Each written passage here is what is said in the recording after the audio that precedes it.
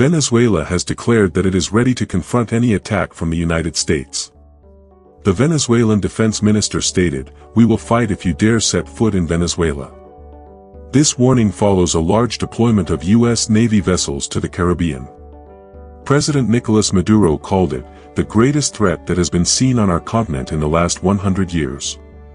Depending on which source you look at, everything appears to be on the table.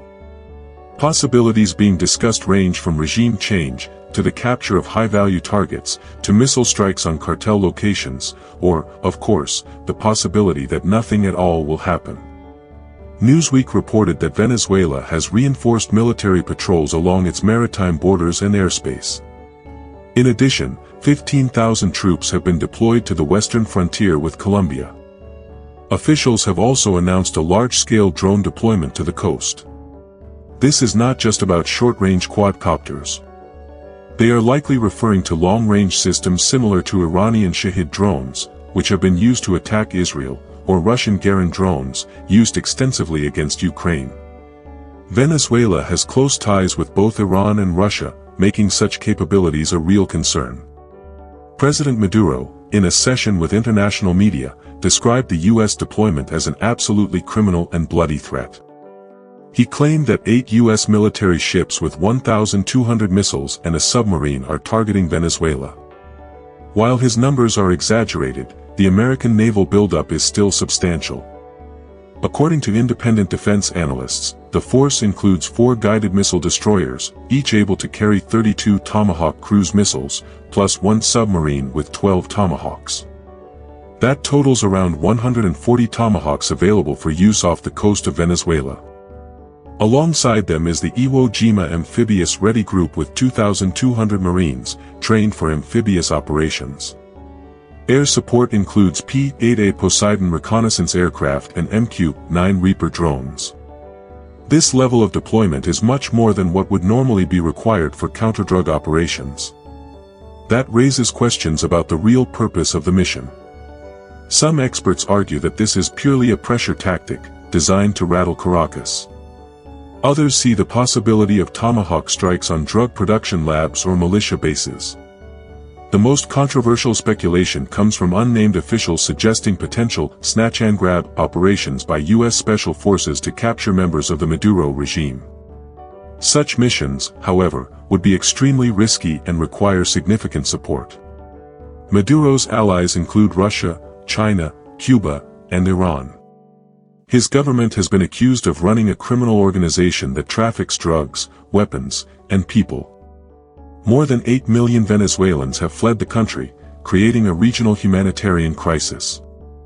For U.S. policymakers, removing Maduro could appear to be in America's national interest. Yet experts also caution that an intervention would be costly, both for Venezuelans and for already stretched U.S. defense resources. The Financial Times highlighted that while these naval assets could intercept drug trafficking boats, the scale of the deployment suggests other motives. 3 guided missile destroyers, an amphibious assault ship, an attack submarine, and more than 2,000 Marines, this is far more firepower than is usually required to chase small cocaine boats. One analyst put it bluntly, this is like bringing a Tomahawk missile to a knife fight. Some experts argue that President Trump prefers to use the threat of force rather than actual force. In his previous term, he authorized many strikes, but rarely committed ground troops in new theaters. That makes limited cruise missile strikes far more likely than a ground invasion. Possible targets could include cocaine production facilities or guerrilla bases operating inside Venezuela. Still, the possibility remains that nothing will happen at all. Analysts note that while the United States is doubling the bounty on Maduro's head, up to $50 million, it is also quietly cooperating with his government on deportation flights. Last month alone, 9 charter flights carried deportees from the United States to Caracas. Such operations would not be possible without regular communication between Washington and the Maduro regime. This contradiction is striking.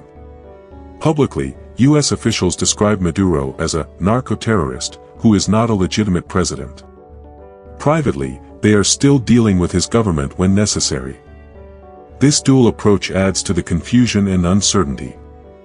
For now, the press has paid little attention to this story. There is almost no mainstream debate about what the United States is doing in the Caribbean.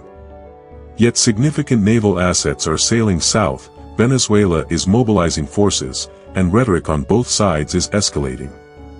Everything remains on the table: a full-scale regime change, limited strikes, covert operations, or perhaps nothing at all. The only certainty is that this standoff is unfolding in real time. Whether it becomes a symbolic show of power, or the opening act of a much larger conflict, is something the world will soon discover.